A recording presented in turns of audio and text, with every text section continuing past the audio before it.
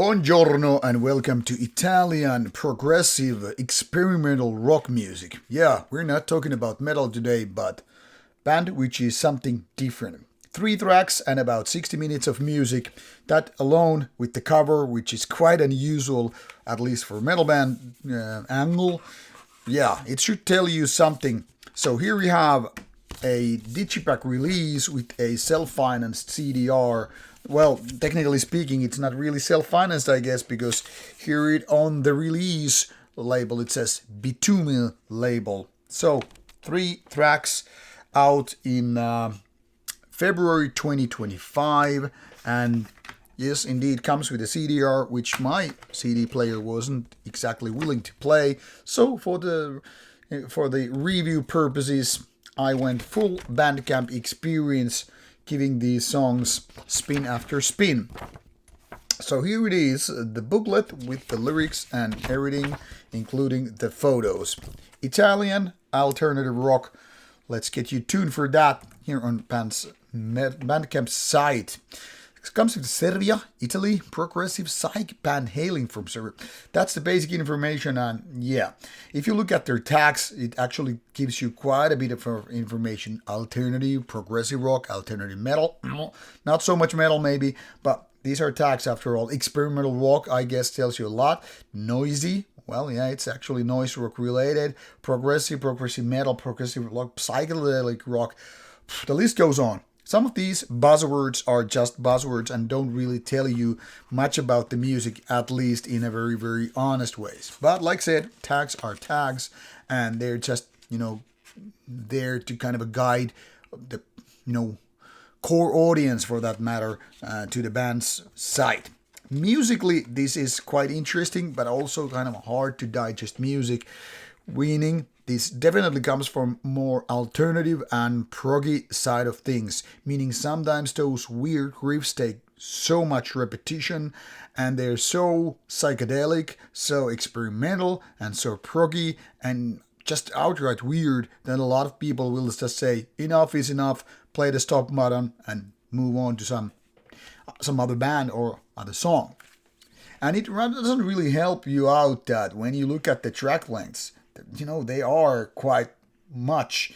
Here it is like 15 minutes and 20 minutes. So all these 3 tracks in total, more than 60 minutes. Well, roughly 60 minutes anyway.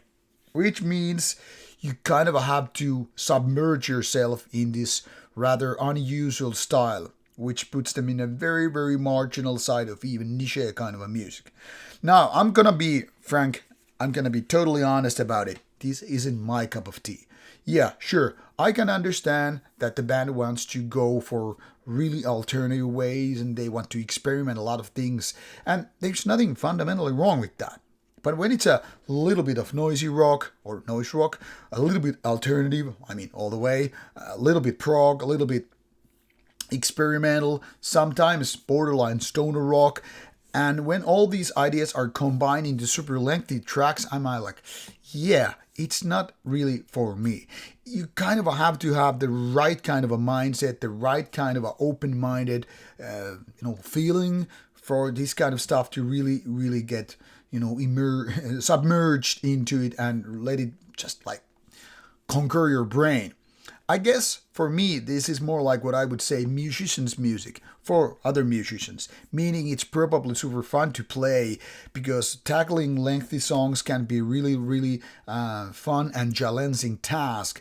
But for the audience, our brains are not really, wired for kind of a lengthy and challenging compositions. And now somebody's there, waving their hand. Just speak for yourself. I don't even listen to music which is less than 20 minutes per song. Yeah, I get it. If you're one of those marginal audiences who really likes this kind of challenging music, go for it. Buy the entire discography and all. But for a lot of us right there, out there, are not going to enjoy this for these particular reasons.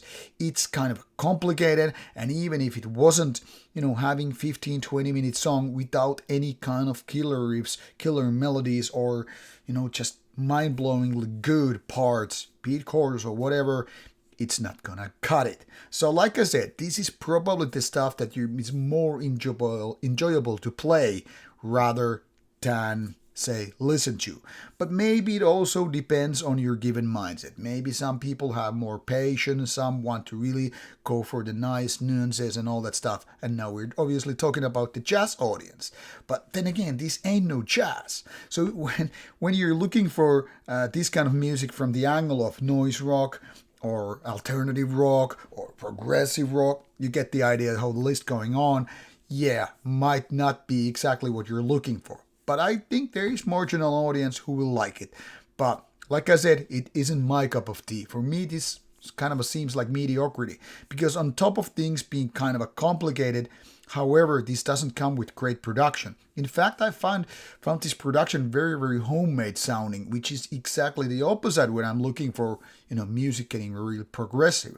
If I'm looking for highly technical music going highly progressive, I want to hear all their nuances. Now, it didn't help that I had to go for this particular review with my computer speakers, which are not great, no denying. But like I said, CDR and my CDR player were like, CD player were like, nope, we're not gonna do it. Maybe it's my CD player hates this kind of music. I don't know. No, jokes aside, CDR format is challenging for some old school CD players, and as such, kind of hard for people to recommend. Yeah, go for this compact disc for $10 or €10 when it's not exactly manufactured like a normal CD. To me, it sounds more like a demo-ish output, maybe worth half the price. But then again, what do I know? Each and every individual decides that for themselves. I can only say, give it a go if you feel like going for something different, and if not, well, now you know more. Shrine has been out there since 21st of February 2025, so in case I got you interested, go for the links provided in the description box. Now you know. Bye.